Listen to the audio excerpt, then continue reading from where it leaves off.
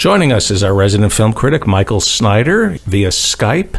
Mr. Snyder has a cold. Is the cold good or bad? Do you give it a thumbs up or a thumbs down?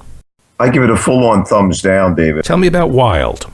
I was pretty blown away by this. Reese Witherspoon, who I can take her leave sometimes, even though she won the Oscar as June Cash in the Johnny Cash biopic. She's wonderful in Wild. She's brave, tenacious, riveting as a real-life first-time hiker named Cheryl Strayed. That is her actual name, Strayed. And her life is so out of control. She's dealing with past that involves drugs and infidelity and her mother's illness. She decides she's going to do something crazy just to focus.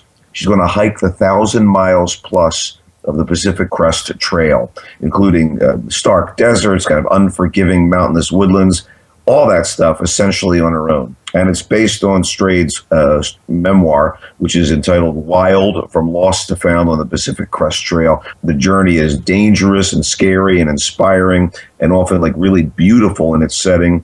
And in the bravery and this sort of reckless magnificence of the human spirit displayed by Cheryl Strayed as enacted by Reese Witherspoon.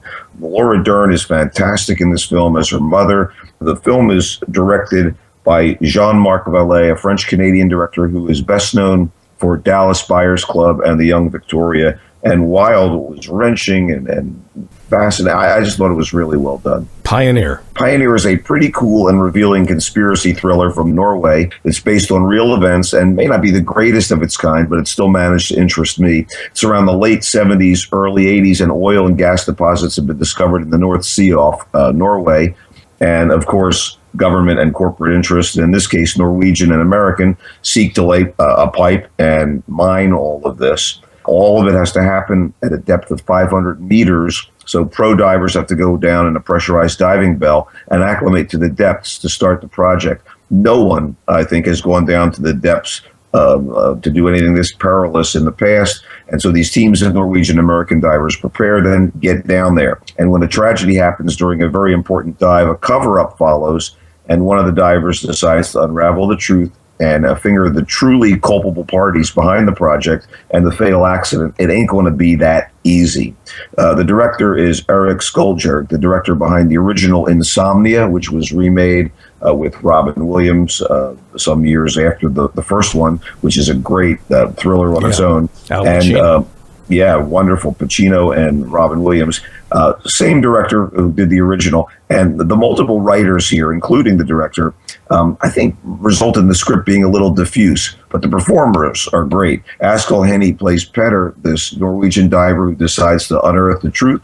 And you get Wes Bentley and Stephen Lang as a couple of the Americans, and Jonathan LaPaglia, who is an Aussie but plays American here. I thought Pioneer was pretty cool. You're going to have to seek it out. There are subtitles for the Norwegian actors for the most part. But, it's certainly provocative, and it does point to the kind of corruption that goes on behind the scenes when big money is involved. Yes, and if you want to remember Robin Williams, I'm told you should donate to St. Jude's. Antarctica. Well, Antarctica is a real-life documentary, and it's basically a kind of a tone poem, a visual and splendiferous one that depicts what a year on the Antarctic continent is like for the workers that go there for scientific endeavor. And there's a bunch of different like mini camps and towns for the various countries that have put a stake in Antarctica and are part of this, kind of global community. And one of the guys that has fallen in love with the place and has worked there, Anthony Powell, brings cameras and decides to show people what it's like. And starting with the quote-unquote summer, when things are still a little chilly, and going through the desolate winter, this guy sets up time-lapse cameras and interviews people that live at these outposts and finds out about their lives and their motivations and their perceptions of what they're doing and why they're there. And it is so beautiful. It is absolutely stunning. And this is an environment that, few people get a chance to experience.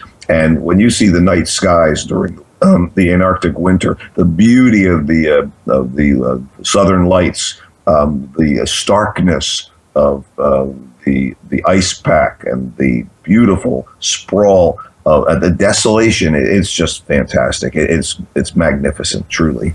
Michael Snyder, thank you for, I should mention that Robin Williams was very careful vetting the charities that he put his name to, and St. Jude's. Thank you, Michael Snyder.